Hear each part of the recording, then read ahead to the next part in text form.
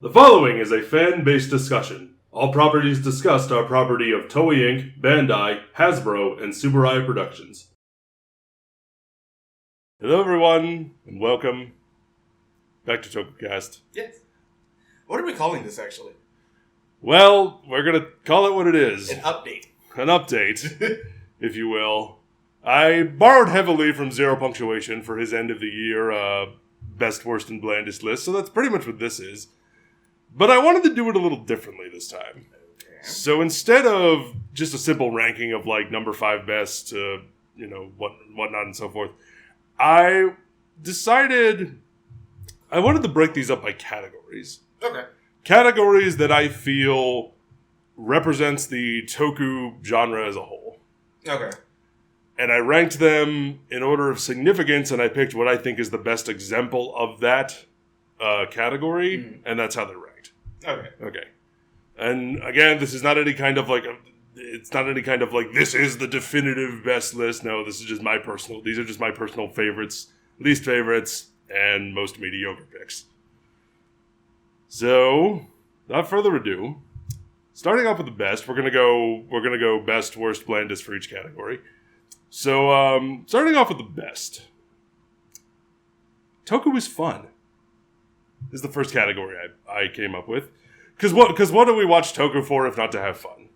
To critique it. No, that's our job, yes. But when we watch it, we watch, heroes in brightly covered spandex triumphing over evil. Yeah. We want to watch cool fight scenes. We want to see cool costumes, cool mechs, that sort of thing. We want to watch it. We want to shut our brains off, forget about the troubles of the rest of our lives, and just have fun watching good triumph over evil. That is very much a you thing, because I can't do that. Sometimes you want to see the opposite, or sometimes you want to see an anti-hero be a bastard man. Or I just want to see... Whatever your definition of fun is, there's probably something there that you can... There's probably some show out there in Toku that you can have it with. Once I do this, I feel like for the most part, we'll end up having as long as it's there. We'll get to that in the next category. Different criteria for that point, because you know me, if those characters ain't good, if that story ain't good, oh yes, I'm throwing the whole thing out of the window. True enough, but that's why my pick for this category, I went with Ultraman X. Fantastic. Yeah, Ultraman X for me, I think would be the exemplar of Toku is fun. I think it has great characters. It's got a good story. I don't think there's a single wasted episode. It's really funny. Every single time you keep putting X above Jeed, and I just can't believe you. Because I know how much we both love that show. Oh, Jeed's... We'll get to it. Okay. We'll get to it. I love... Because, it's... Picking exemplars of that category, Jeed may be the best exemplar of a different category, shall we say. Okay. But I do love Ultraman X. That is a show good show that I think about quite a bit. Not enough people talk about X. Let's change that, shall we? Yeah. Go watch it. X is great. It's a great show. Worst. So what is the opposite of fun? Saber. It almost clinched it for me, and then I thought of something else. Or should I say, I thought of Saber, maybe it would fit a different category better. Kishiryu Sentai Ryu Soldier. To me, Ryu Soldier, I think it is the opposite of fun. I think it is the worst of the Super Sentai series, I think. At least what springs to my mind, because that show, everything about it is a boring flatline, and it's just no fun. I don't think I had fun with a single moment, character, or scene. Thinking back on it, yeah, there might have been like one moment here or there in terms of like cinematography during the mech fights, but it happened so sparsely that it never. At the beginning of the show. That it never, in the beginning of the show and also at the very end, and everything else is just a complete and utter. I do not like that show. Moving on to the blandest. I've mentioned on the show many times. On the surface, yeah, there is fun to be had with this show. But once you crack the sugary crust of that creme brulee, beneath it is nothing but paste. I was just going to say air. No, paste, because trying to get through this, it's just flavor. There's like the occasional bits of sugar you can taste, and the rest of it is just a flavorless, mediocre slog, and that's Zyuden Sentai Kyoryuger. is my pick for number 5 blandest for Toku is Fun. 2 of the dinos. Yeah. There's only been one good dinosaur Sentai.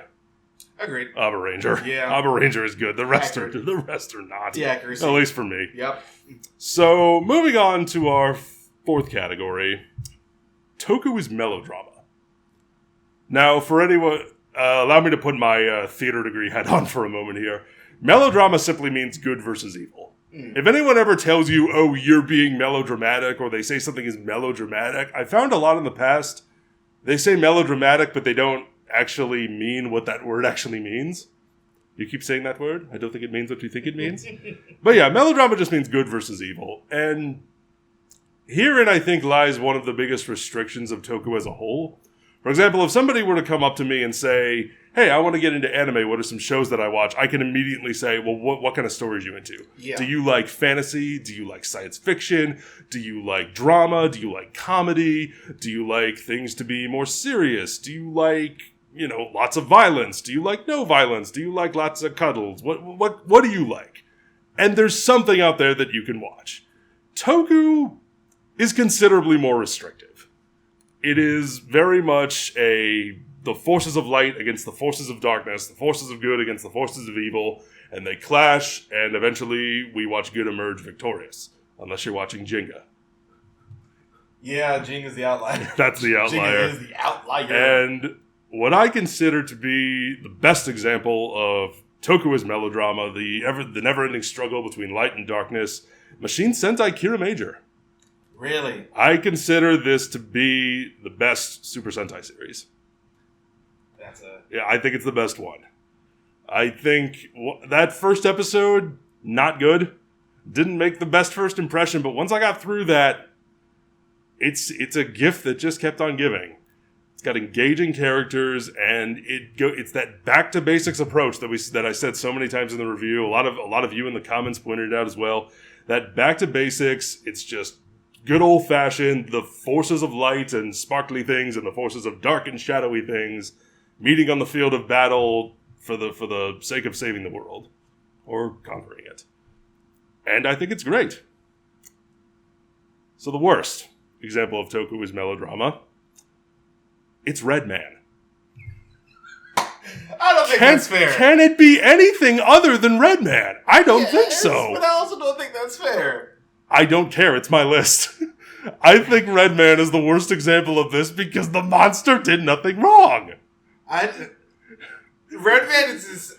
I never think about it in any way except for just this show. It probably didn't turn out or start out this way, but man, maybe not. It is a meme. It is a meme. A show. Oh, it is a meme for sure. Red Man, for all intents and purposes, is a show about a serial killer.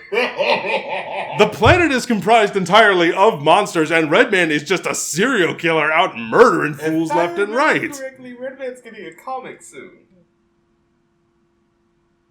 Oh no. It's one of those things where the show made a resurgence. The meme got bigger. Yeah. And then it just goes from there. I think I'm gonna lean into the meme for the comic, do you think? Oh my gosh. That's so good, though. I want the show to be about like a monster detective who's like got like a conspiracy board of like, what do these killings mean? Or make it like who's doing this? Like a 4-coma. Like a 4-panel comic. Yeah. And just that's it. Monster is walking down street, Red Man leaps out of the bushes, monster is murdered, Red Man walks away. There you go. You didn't do anything. That's the point. You exist. Die. I love it, though. The blandest example of Toku is melodrama. For me, I couldn't pick just one, so I picked all of them. It's the Caesar trilogy. Oh, God. I continuously forget about that show, and it has not been that long since we watched it. In the words of Zero Punctuation, that is what gives you the edge in a mediocrity contest. It's like trying to eat a block of styrofoam, trying to get through these. It really was some of the hardest times that we've had. Yeah, our reviews for them are not very long, which is any indication of just like I no. Winspector. Oh God, yeah, Winspector. I honestly completely forgot about that show. There's a reason.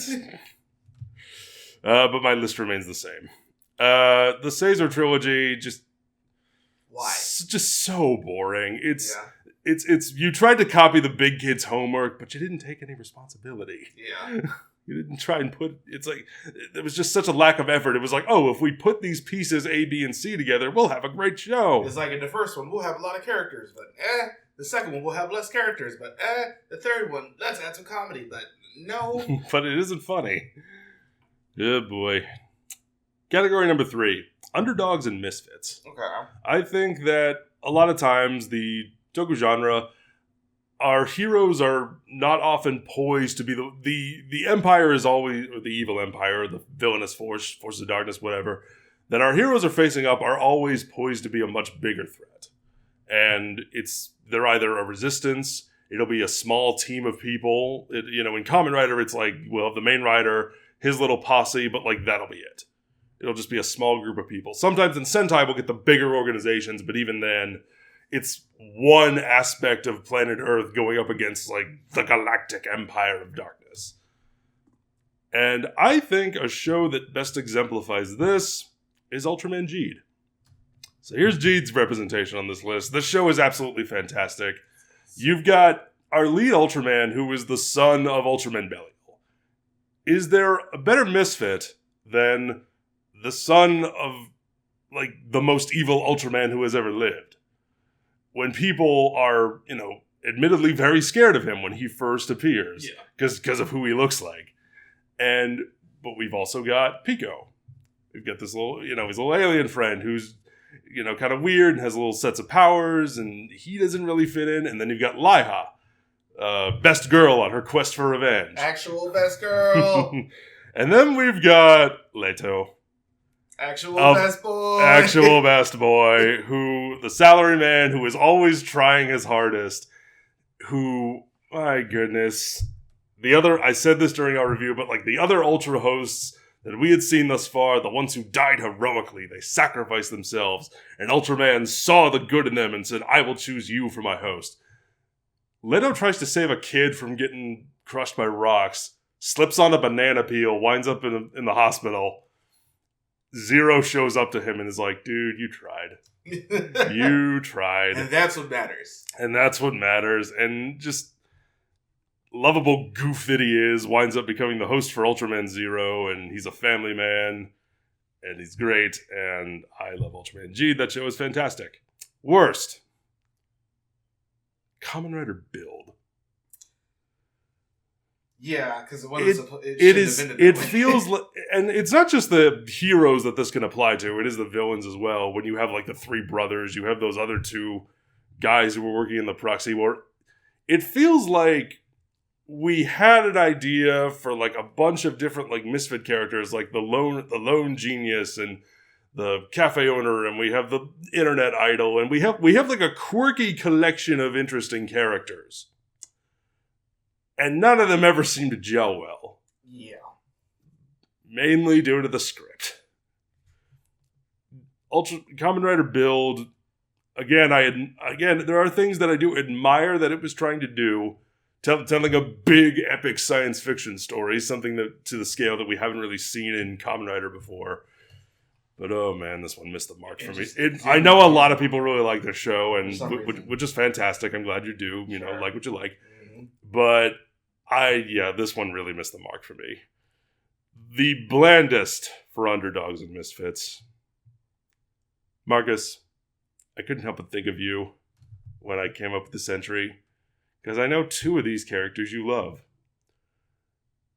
But from episode 1, we get this ragtag group of people with their own unique set of skills, but it feels like so much was missing.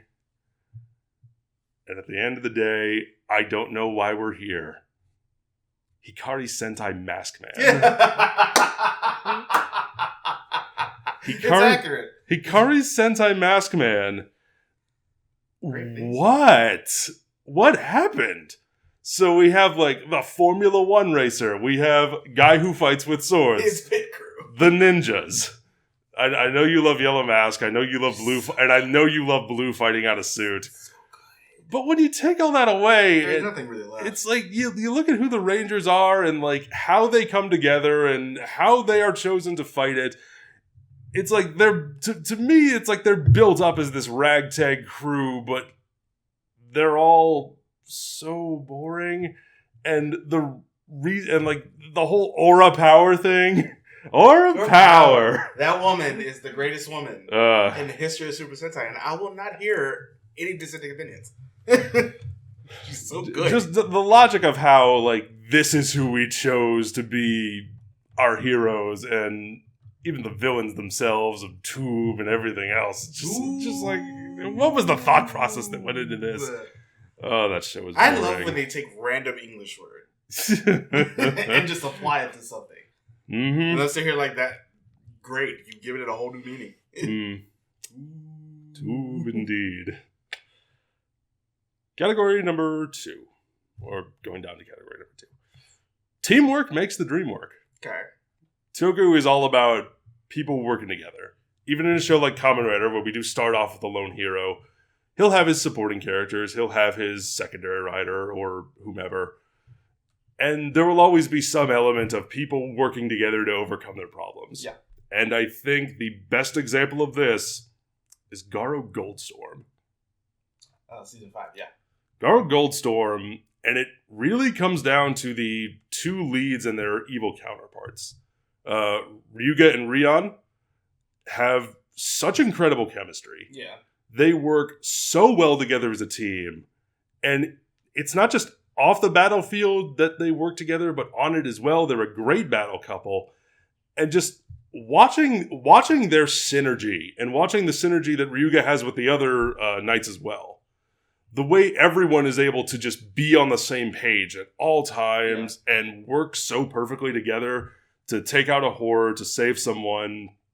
And when they don't manage to save someone, which does happen in this show, they can still be there for each other. Yeah. And it's in ways that we don't see that much in the genre, and it's really refreshing to see. And then on the villain side, with Jinga and his wife. Jinga and Amelie. Yeah. Jinga and Amelie are, they're the evil battle couple. And you've got Masahiro Inoue at his absolute Nick Cageiest.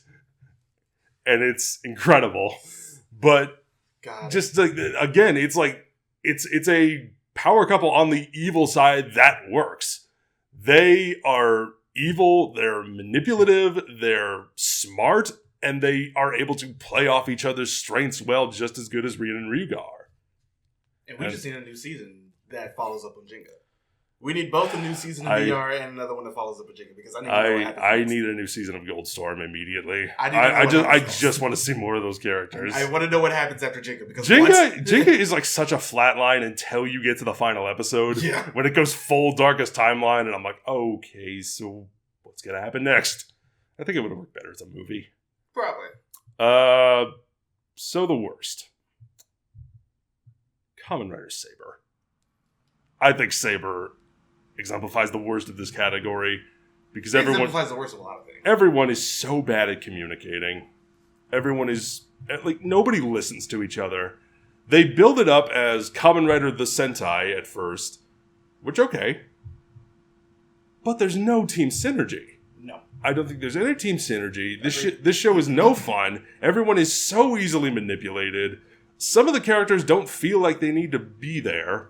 Because they're just never given enough screen time, and no one ever feels like they work together. And when they do work together, it never feels satisfying. At least to me. No, again, I know a lot of people enjoy this one. I know Matt enjoyed it as well. It's just, I disagree. For some reason, the reason is they enjoyed it. So wholeheartedly. This show just, it's such a failure. So, what's the bland one? What's one of the most important aspects of teamwork? Communication. Yeah. Thighs. Correct! Correct, Marcus. You win a prize. What do I win? You won Kamen Rider Fies. Damn it.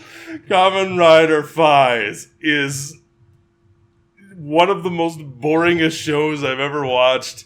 Very, very few things about it leave any kind of impression, hence why it's on the bland list. But when you think about teamwork, and you think about the lack thereof, Kamen Rider Phi is kind of hard to top because you have phones. We say this so many times on the show. You have phones. Why don't you talk to each other? Yeah, I think the biggest thing, because I'm sort of weirdly iffy on this one. Okay. Because I don't think they were ever really meant to be a team in this show. As we saw with the snap of the neck. Fair enough. But, for all intents and purposes, I feel like in terms of teamwork, in terms of communication, in terms of what is necessary to overcome your problems, instead of just punching it, Phi's, come on. Yeah. Just call someone. The final category. Taking risks and pushing boundaries. Okay. As I said before, most of Toku is good versus evil. It's mostly melodrama. So what about the ones that really try and push the kind of storytelling you can tell with Toku? I left anime off of this because Garo Vanishing Line would definitely have earned a spot up here. It would just win. I don't know if it would win, but it would definitely have earned a spot. Some honorable mentions, I think. I haven't really talked a lot about honorable mentions, but some honorable mentions for this category. Kamen Rider X-Aid, I think, absolutely deserves a mention. Surprised actually, but that was the number one. Not for me. For you, maybe. And for some other people as well. But I think no show has pushed the boundaries of what kind of story you could tell with Toku using a familiar formula, familiar settings, and what if we twist this around? It's familiar. It's like it still feels like what it is. It feels like a Toku show. But my goodness, if this show isn't darn near perfect, and I think it has taken the spot of my favorite Toku ever, it's Garo vs. Road. Yeah. Garo vs. Road, taking the Battle Royale concept, applying it to Garo, and focusing so much more on the people, their individual struggles and their identities and, you know, like who they are and how they fit into the world and what it is they would do if they got the power. And I feel like, Garo VR could easily fit into like almost any of the other categories. And I feel like a lot of them could. Season 2, please. And like things like nobody henching until the final episode, and it feels so earned. Yeah. And it feels so satisfying to watch Kwon transform at last and utilize everyone's fighting styles to take on the Black Knight. Characters like Kozuki, what they're going through, and how, you know, their dark past coming back to haunt them, and also just the idea of being like so scared of your past, but trying to overcome that in such a way that you can leave your best mark on the future, I think is really cool. And just Azami, evil incarnate that she is. We haven't gotten any new girls since 2020. And I feel bereft. I just need more. I need more. More of this, please. Or not. If we want to leave it as one season, I'm totally fine with that, because as it is... Actually, no, we did get the movie. Yeah, we did. But yeah, Garo vs. Road. I adore that show to pieces. That show's great. The worst. For taking risks and pushing boundaries. Well, sometimes you can take risks and you can push boundaries, but you can do it in a way that doesn't fit this genre at all. And in a way that feels wholly misjudged. In a way that feels like you're completely out of touch. Like you think this is what the cool kids are into. Nope. I was going to say Saber, but you already did that. I already did Saber, no. Ghost. You know, Ghost almost clinched it for one of the other categories. I don't know which one this is then. Oh, you will as soon as I say it. Yeah. Sometimes you succeed wholly in what it is you set out to do, but what you set out to do was utterly dumb to begin with. Kamen Rider Amazons. Kamen Rider Amazons remains the worst thing I've ever had to watch that's Toku related. This show, with its try-hard, edgelord attitude, of we are so cool, we're so dark, and we're so edgy. I think the funniest thing about this is somebody recently posted a picture is what if Amazon didn't have the filter? It looks... What did it look like? It just looked like a regular Rider show, but with more blood. Yeah, exactly. Just thinking about the comments that one of the producers made prior to the first season of it's time for the toothless Kamen Rider to get his fangs back. Do you know what genre you're working in, sir? Now, if you want to tell a more mature, violent Kamen Rider story, I think you can do that. Yeah, it's like Garo. I mean, even if you wanted to keep the Kamen Rider name on it, I still think you could do it. Yeah. I just think they went about this in the completely wrong direction.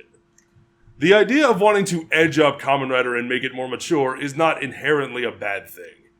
But when you go about it in such a way that it feels like you gave your edgelord teenage son the script and said, do whatever you want with it, and was like, oh yeah, this is cool. A show that presents itself so confidently as being the coolest thing ever because of how dark and edgy it is, and oh yeah, this ain't your dad's Kamen Rider. It's just the worst. It's the worst. I can only have agree on this. Because you like season 1 a little I bit? like season 1. I know you do. I hated season 2. Oh, season 2 is even worse than season 1, but... Yeah, Amazon's is terrible. Moving on. So the final one. The blandest Toku that I think I've ever seen. You take risks. You push boundaries. You do. I think this show did take risks. But again, in a direction that feels completely misguided. And it ultimately left me feeling completely empty and a little icky. Though not as icky as Amazon's. I think the blandest Toku is High School Heroes. I forgot about that show. Exactly. High School Heroes. To this day, I'm still a little upset about the comment section for that video. Because every single comment was, wow, I can't wait for you to review Kira Major. And I was like, I can't either because it won't be High School Heroes, but could you have at least talked about what we talked about in the video? I will say, though, one comment did point out that when they're saying the letters in the ending theme song, they're saying it's their initials. Yeah. Which, okay, that makes sense. But you were trying to spell trying and you failed, is what it seems like at first. That's what it seemed like, but thank you for that correction or clarification. And High School Heroes, like, I've only watched one episode of Tokusatsu Gaga as of recording this. Same. And that already feels like the yin to this yang. It feels more earnest. Taking the... Yes, earnest is a good word. High School Heroes feels like a shameless, let's put all our talent on display so that people will hire them. Welcome to Johnny's. And we'll thinly veil that under this layer of, like, hero worship and high school drama and friendship and all this stuff. And the result is, I mean, it's flatter than a deflated pancake. You're left with nothing. What can we say about it that hasn't already been said? Because every time I try to think of things to say about it, I forget and my brain freezes up. It is sort of a show that, under all of our radars, pretty much. Yet we reviewed it. It had its points, but it's just like again, it's like we're gonna take a risk. We're gonna tell a story about, like, we have the heroes of Tokusatsu who exist in their mediums as television shows and movies and whatnot.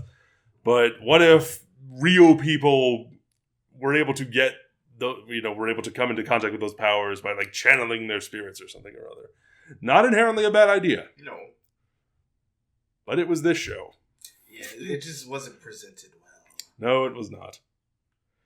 But anyway, that'll do it for my picks. Yeah. For my update on what I think are the best, worst, and blandest Toku. I have to do mine using your criteria. Oh, really? Okay. I think that'll make it a little bit better. Yeah. Okay. Well, that'll do it for us. I'll do it for my list. Please let me know what do you think. What are ones that you disagree with, ones that you agree with? Do you think my list is stupid and arbitrary and that my categories are stupid and arbitrary? They might be, but it's my list, so I don't care. Good stuff. Don't forget to join us on all the things, and we'll see you next time. Bye, everybody. Thank you for watching.